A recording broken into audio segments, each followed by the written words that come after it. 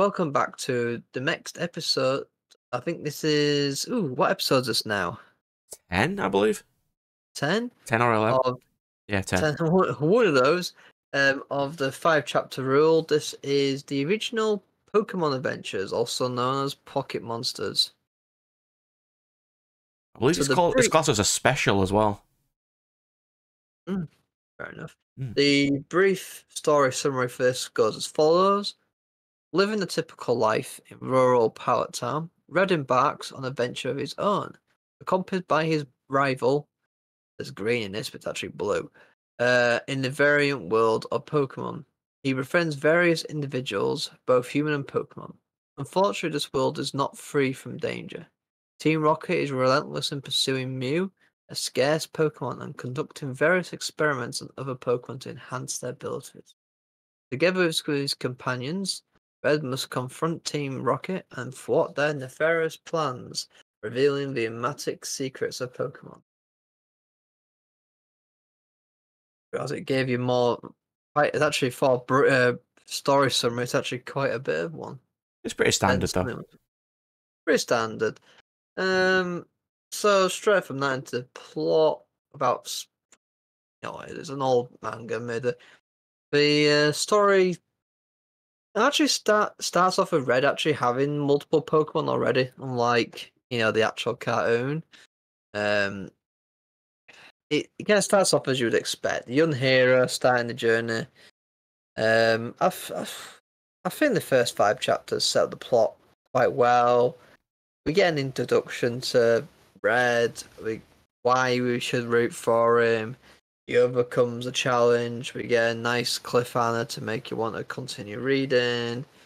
We also get hints at the future plot points. So fairly alright I would say, for the plot aspect. What's your thoughts? Well, chapter 1 is just setting up how apparently badass he is. And then he gets his ass kicked by a Mew, because he's an idiot. Then he eventually gets to Professor Oak, but he starts with just his Poliwhirl. So he has Mons before he meets the Professor and stuff. Which is interesting. I mean, I find it interesting that Poliwhirl is actually his main Pokemon rather than Pikachu. Which I do appreciate, because Poliwhirl is actually one of my old classic favourites. Oh, I'll get into that. Charmander has a different design in this. He does a bit, yeah. He has a spiked back, like he didn't normally have. Which is interesting. And then what else have I got? You can see into the Pokeballs in this series. Yeah. I think they did that briefly in 1 or 2 episodes in the cartoon where they had it when they were on the shelves and whatnot. You could see inside, but yeah. I've also got I think it's chapter 4 when he gets Pikachu. It's actually treated like an actual rat, and I appreciate that.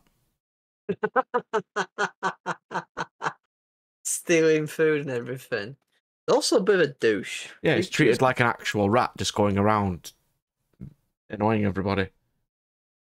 What else have I got? The Pokédex shows the sprites from the game. Which is interesting. I appreciate that too. It's actually quite interesting, that. I do like that. It's also weird. Plot-wise, did you think the plot, at least setting up for the first 5 chapters, was alright? Yeah, it's weird, because like he catches a Nidorino in episode 1, chapter 1, and never uses it. Yeah, true. He actually he does capture it and then never uses it.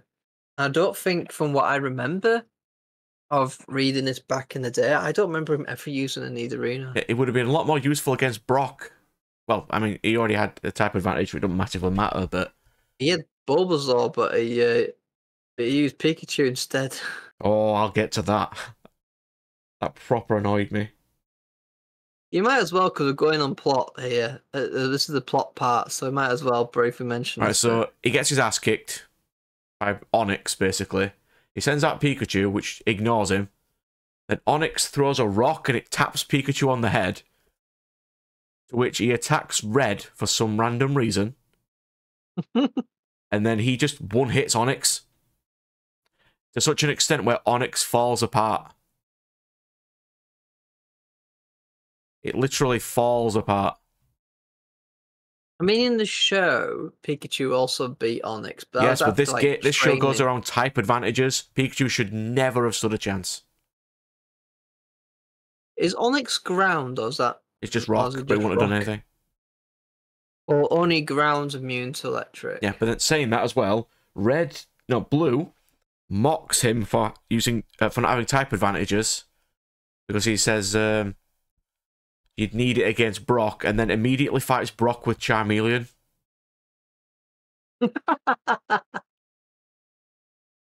Absolute genius.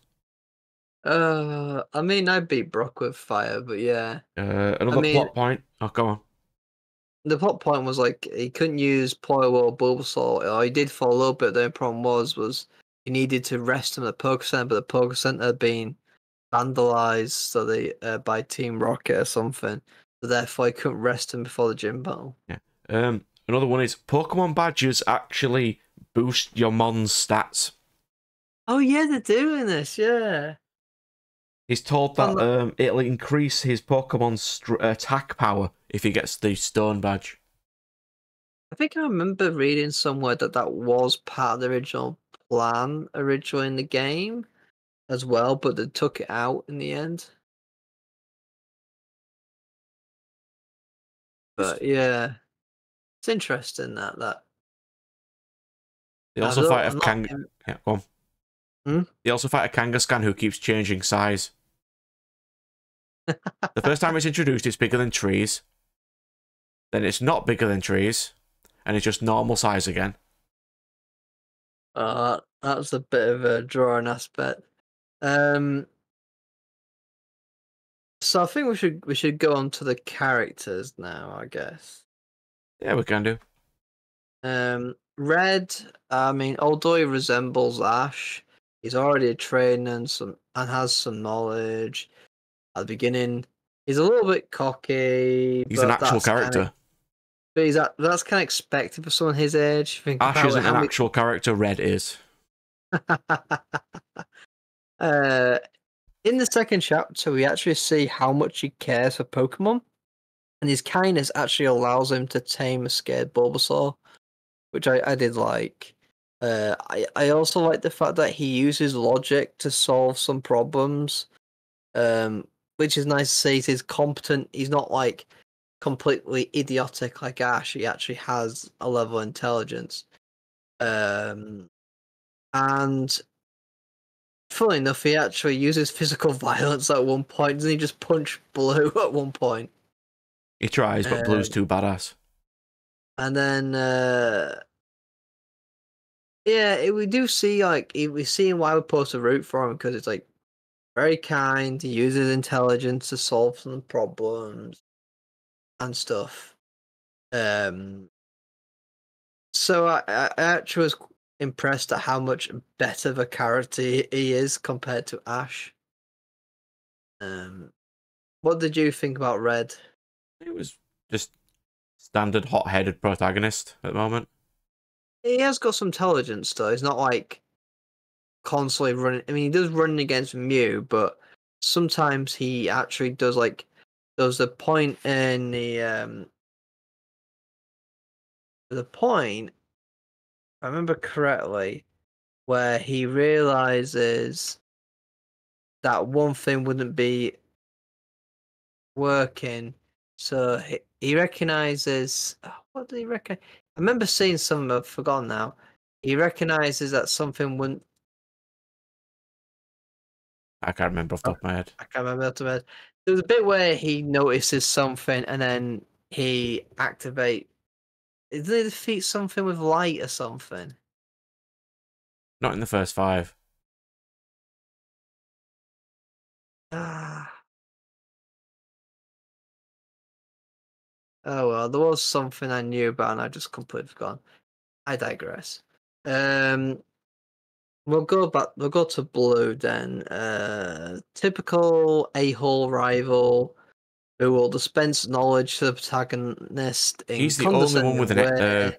Pokédex as well. Hmm? Blue was the only one with a Pokedex because of who his granddad is. Yeah, other than red. We see.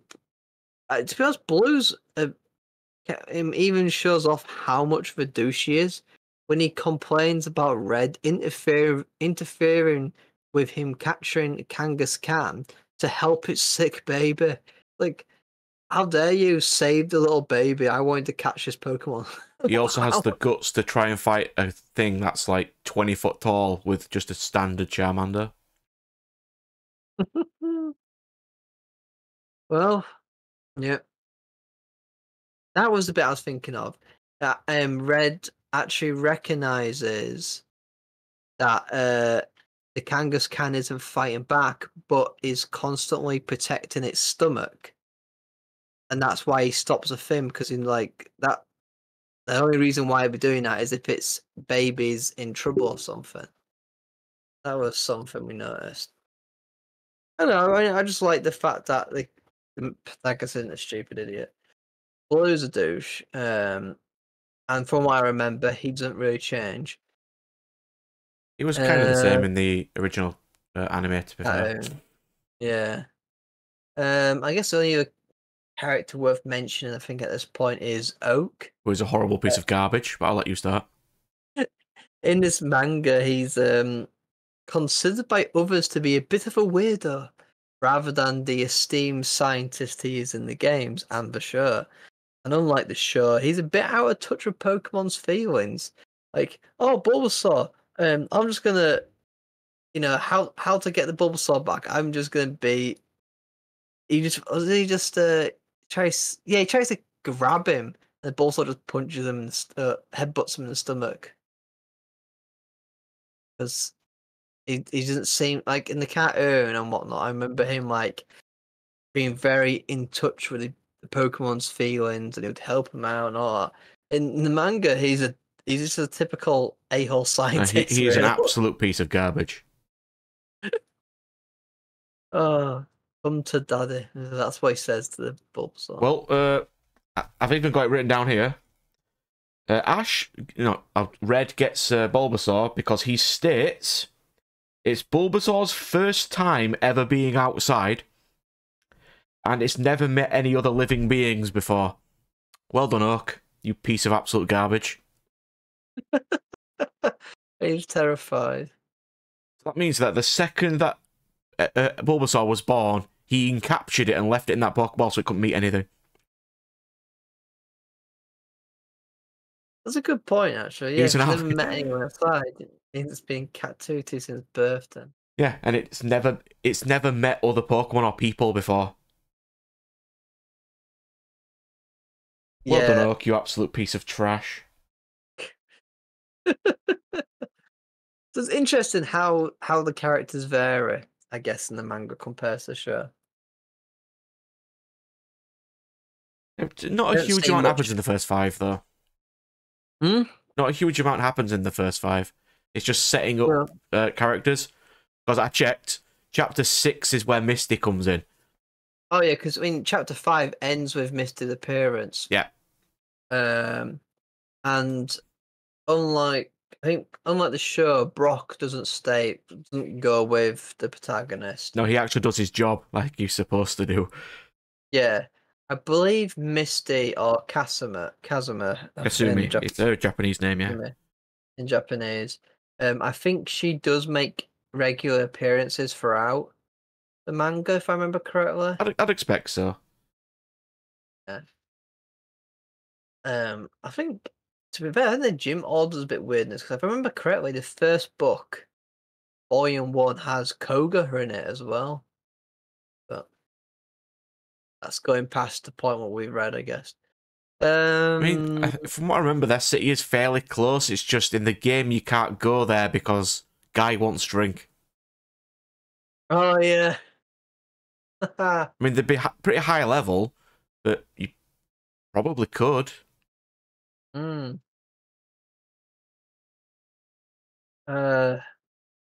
Any other things about characters, or should we move on to the next category? There's only 3 characters, and they're pretty standard, really.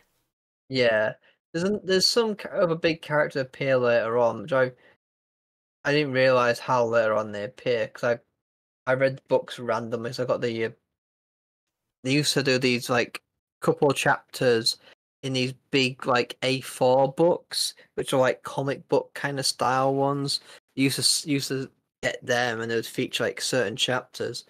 So I've read like loads of random chapters like that before in the past. So I remember Green being quite a big character, but um anyway, on to the art section. Uh, the art is simplistic, but the characters' emotions do come across well.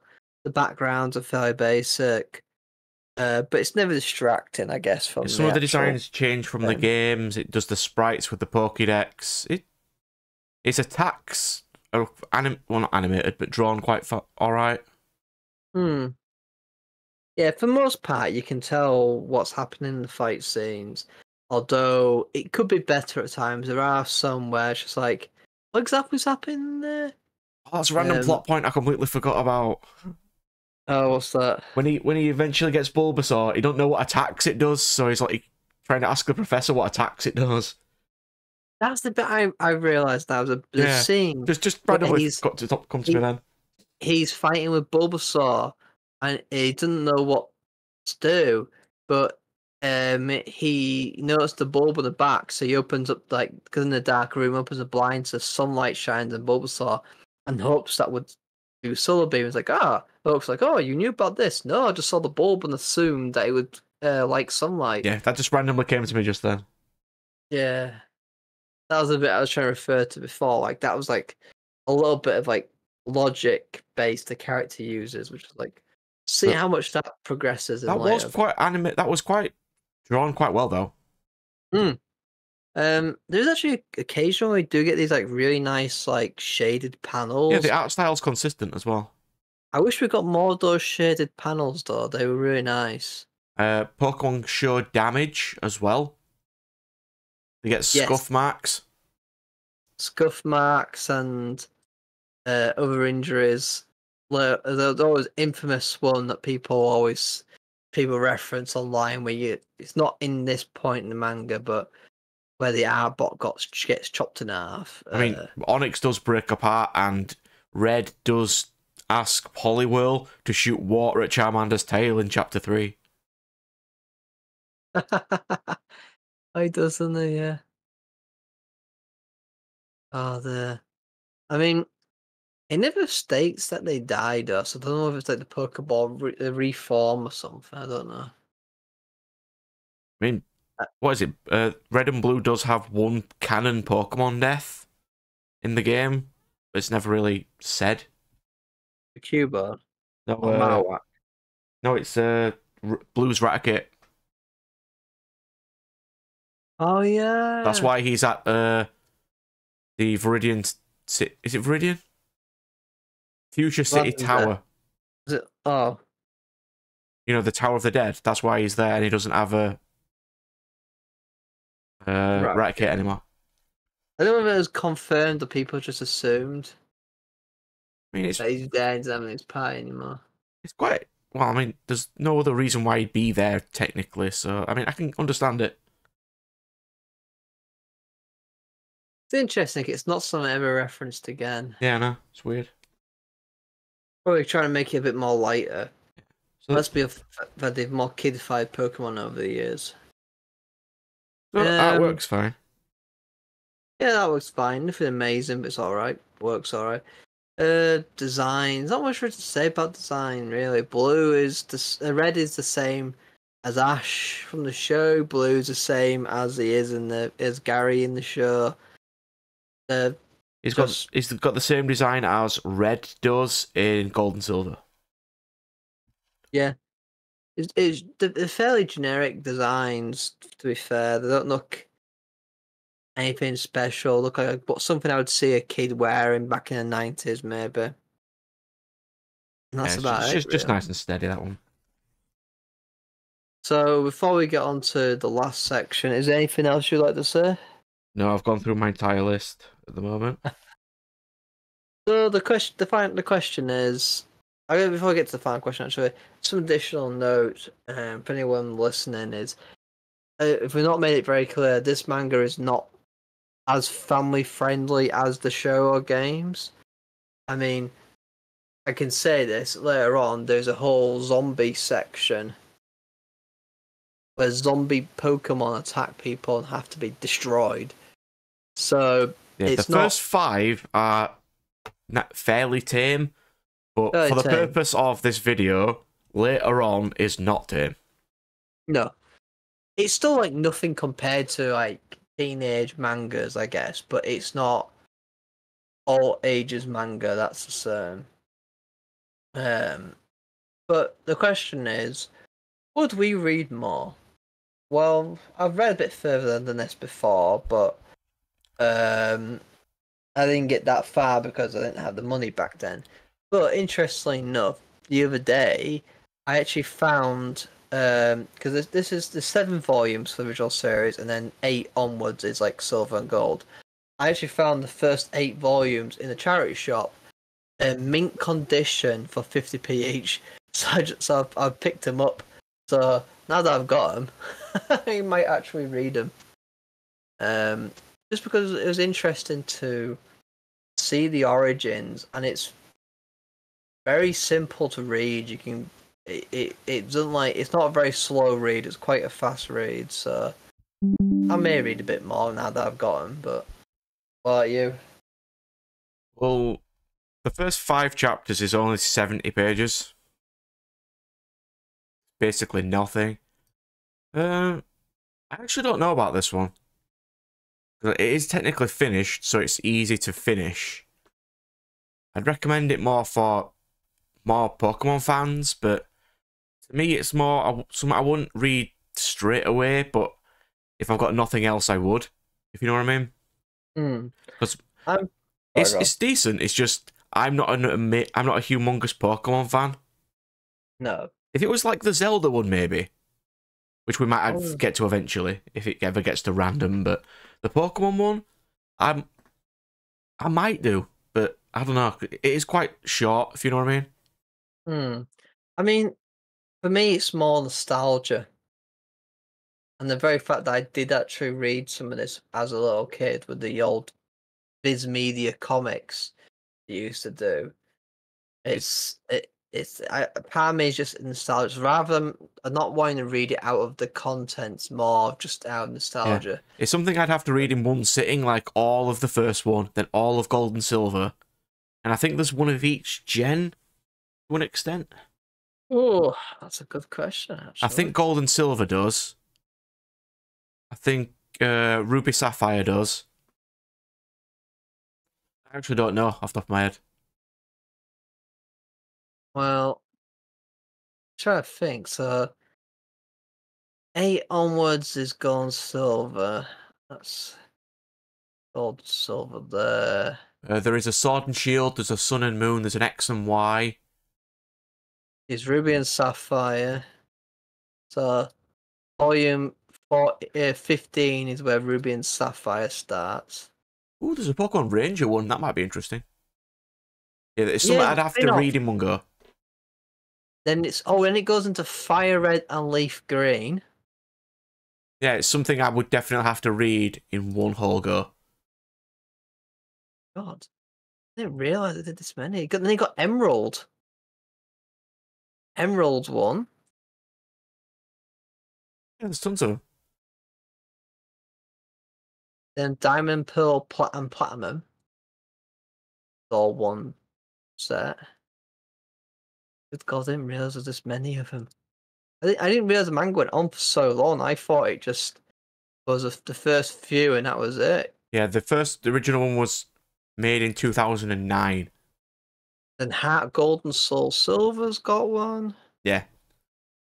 Black and White has. X and Y does. X and Y have one as well. Yeah. Sun and Moon does, I just checked. So it's basically pick whichever game you have the most amount of nostalgia for and read that. Black and White 2. That's the one I need to read. That's my favourite game. X and Y is there. The current one seems... Is the current one X and Y? It seems the current one's X and Y. From what I can gather. I think they've done Sun and Blimey. Moon, and that was the newest. Sun and Moon, fair enough. I believe. Yeah, It's interesting because now I know that they all exist. It's to me, when you ask me, would I read it again? It's maybe, but I'd start with the gen I like best. I'll probably finish off the original one just because I was actually the same author as well. He's done like different artworks, different series, but Hidari is still doing all the story for the mangas. Blimey. Oh, that's keeping him in business. It is. It's basically each gen he gets more people to read his stuff. Good on him. And so you will read it again. Mine is I might do, but I'd read the gen I like best first. Just because I've got the books, I might as well do the original one, and then I might do Gold and Silver because Gold and Silver. But Silver was one of my favorite games. Maybe Ruby and Sapphire because Ruby is also one of my favorites. Sapphire and X and Y for and Black 2 for me. X and Y, interesting. I did enjoy X and Y. Fair enough. Well, I'll have to make sure before this goes into full on just Pokemon because this could take forever if we just got the full on Pokemon discussion. So I think we'll end this episode here. The next episode will be Gunhead, which isn't 5 chapters but is a 3-part special. a 3-part special. We'll get on that with it. We'll discuss further on that in the next episode. So until then, goodbye.